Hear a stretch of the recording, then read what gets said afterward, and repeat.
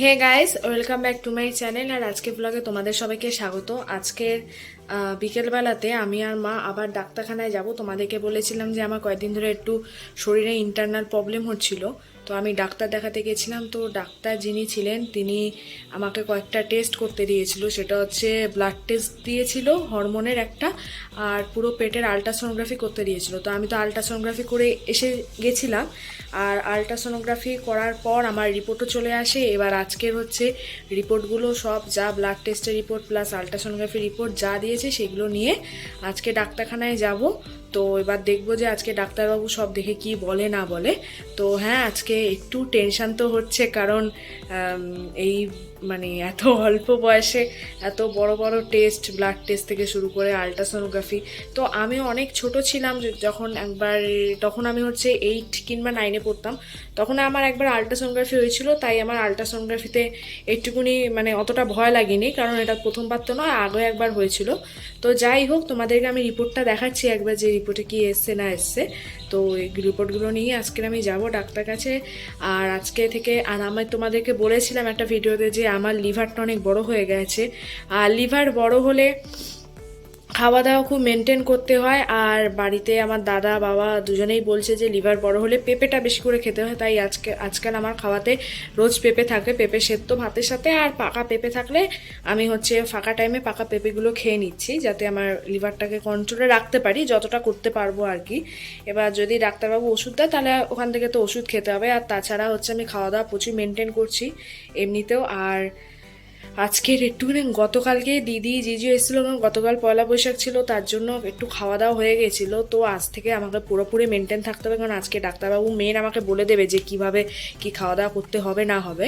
তো দেখা যাক ডাক্তারবাবু কি বলে। আর আমি তোমাদেরকে রিপোর্টটা দেখাচ্ছি। তো আজকের দিনটাই আমার লাস্ট, মানে দিনের বেলা অবধি লাস্ট খেয়ে নেবো। তো সকালবেলা আমার ব্রেকফাস্টে হচ্ছে ব্রেড টোস্ট বানিয়েছিল, ব্রেড অমলেট, তো সেটা আছে, সেটা খাবো। আর দুপুরবেলা একটু বিরিয়ানিটা কালকে ছিল, যেটা এনেছিল দিদি, তো ওটাও রয়েছে। তো আমি এগুলো খাবো, দিয়ে বিকেল থেকে একদম সেফ ডাক্তার বলে দেবে সেই ডায়েটে আমাকে চলতে হবে।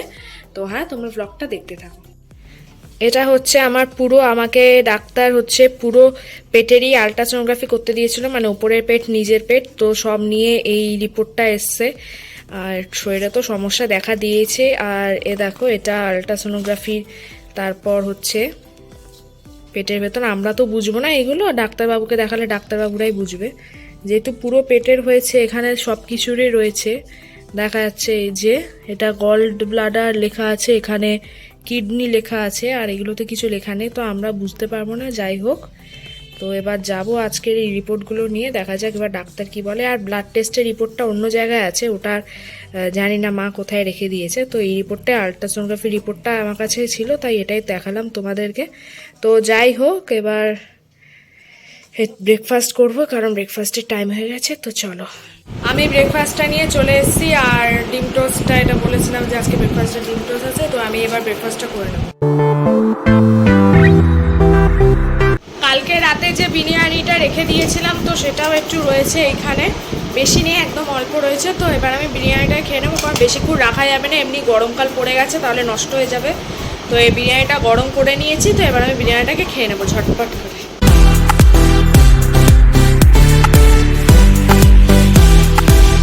আমার ব্রেকফাস্ট হয়ে যাওয়ার পর পুরনো কয়েকটা ভিডিও ছিল, সেগুলোকে এডিট করছিলাম। আর এডিট করতে করতে এখন 2:15 বাজতে চললো। আর আমি আমার লাঞ্চটা নিয়ে চলে এসেছি। লাঞ্চটা আজকে দেখাচ্ছে কি আছে। একদম সিম্পল লাঞ্চ, ভাত, ডিম আর আলু পটলের তরকারি, খুবই তেল অল্প দিয়ে, কারণ আমাকে এমনি মেনটেন করতে হবে ওর জন্য। আর ডিমের কুসুমটা আমি গরম বলে আমি ভেঙে এখন আলাদা রাখতে পারছি না। মা বললো যে ডিমটা খাওয়া হয়ে যাওয়ার পর কুসুমটা পরে রেখে দিস, তো আমি ডিমের কুসুমটা খাবো না। তো যাই হোক, এটা আজকে আমার হচ্ছে সিম্পল লাঞ্চ।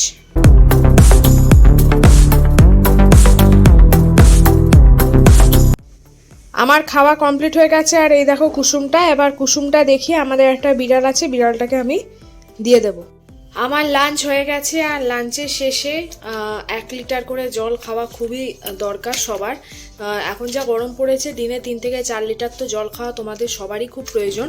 তো এটা হচ্ছে 1 লিটারের বোতল, আর এটা বাংলাদেশের বোতল, তোমাদের তো বলেছিলাম, কারণ বাবা বাংলাদেশ ঘুরতে গেছিলো, ওখান থেকে এই বোতলটা নিয়ে এসেছিলো। তো এই বোতলটা হচ্ছে পুরো 1 লিটারের বোতল। তো আমি রোজ 3-4 লিটার করে জল খাওয়ার চেষ্টা করি। তো আমার সকাল থেকে মোটামুটি 1.5 লিটার মতো জল খাওয়া হয়ে গেছে। তো এটা এখন যেটুকুনি আছে এই পুরো জলটা এখন খেয়ে নেবো।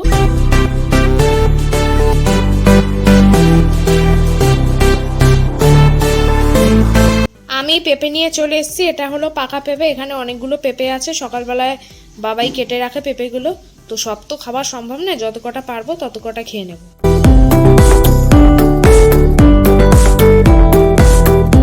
আমি চান ঠান করে বেরিয়ে জামা কাপড় পরে নিয়েছি, আর আমাকে 5:30টার সময় বাড়ি থেকে বেরোতে হবে, কারণ ডাক্তারবাবু 6টার সময় বসে।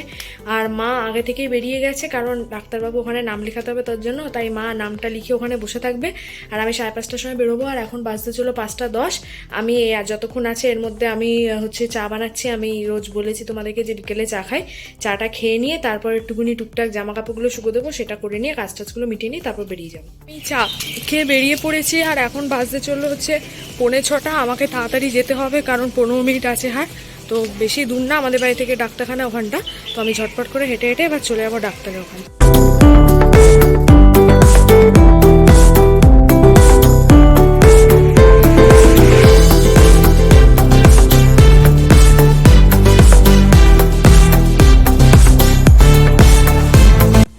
ফাইনালি আমি ডাক্তারখানায় পৌঁছে গেছি।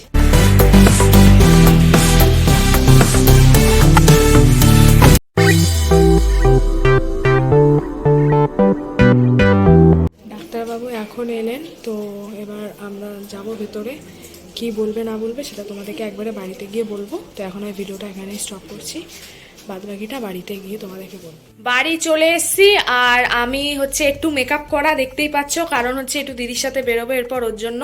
তো হ্যাঁ, রিপোর্টটা যেটা বলেছিল সেটা হচ্ছে মোটামুটি বেসিক্যালি একটা মেয়ের যা প্রবলেম থাকে ওরকমই প্রবলেম। তো সেইগুলো নিয়ে অত মাথা ঘামাতে পালন করেছে। হ্যাঁ, আর আমার পেটের যে বলেছিলাম যে লিভারটা বেড়ে গেছিলো, সেটা বললো যে হ্যাঁ একটু বেড়ে আছে, আর প্লাস তার সাথে আমার হাইপার টেনশন আছে, হাই প্রেশার আছে, থাইরয়েড আছে। তো সেইগুলোর ওষুধও আমাকে কন্টিনিউ চালিয়ে যেতে বলেছে। আর একটা হরমোনের ওষুধ দিয়েছে, সেটা হচ্ছে 3 মাস চালিয়ে যেতে হবে। তারপর 3 মাস পর আমাকে আবার ডাক্তারবাবুর সাথে গিয়ে দেখা করতে হবে। তো সেটা দেখা যাক কি হয়। আমি তো ওষুধগুলোকে বা কন্টিনিউ আমাকে চালিয়ে যেতে হবে। তো হ্যাঁ, আর এটাই বললো ডাক্তারবাবু যে থাইরয়েড আর হাইপার টেনশন যদি এগুলো বেশি থাকে, তাহলে এগুলো পরবর্তীকালে এফেক্ট পড়বে। সেটা হচ্ছে আমার এফেক্ট পড়বে কিডনিতে। তো তার জন্য ডাক্তারবাবু বললো যে তুমি এগুলো যাতে পরবর্তীকালে আর না বাড়ে, কন্ট্রোলে রাখার জন্য রোজ এক্সারসাইজ করতে আর হাঁটতে।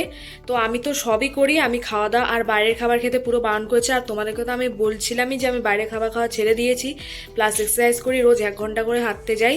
তো এমনিও আমার 3 কেজি কমেছে বলে আমি খুবই আনন্দিত যে আমার কমেছে, কারণ আমি মেনটেনটা করছি, সেটা সাকসেসফুল হচ্ছে, যার জন্য ওজনটা কমেছে। তো যে ওজনটা এখন আছে ওটা থেকে আরও আমার 5-6 কেজি কমিয়ে নিতে হবে, যাতে শরীরটা আমার সুস্থ থাকে। আর ডাক্তারবাবু যখন একদম বলে দিয়েছে যে প্রপার কোনো বাইরের খাবার খাওয়া যাবেই না, তেল মশলা খাওয়া যাবে না, তো একদম প্রপার ডায়েট চার্ট হচ্ছে কাল থেকে শুরু করবো একদম। আর রোজ যেমন হাঁটি আর এক্সারসাইজ করি ওটা করব, তাহলে আশা করি আমার সব কিছু কন্ট্রোলে থাকবে। তো এটা দেখা যাক, 1 বছর ধরে তো করব, কিছু তো শরীরে এফেক্ট হবে ভালো। তো যাই হোক, আজকের আমার ভিডিওটা এখানেই রইলো। যদি তোমাদের আজকে ভিডিওটা ভালো লেগে থাকে, চ্যানেলটাকে সাবস্ক্রাইব করে ভিডিওটাকে লাইক করবে, আর ভিডিওটা বন্ধু বান্ধব পরিবারের সাথে শেয়ার করে দেবে। Tata, good night.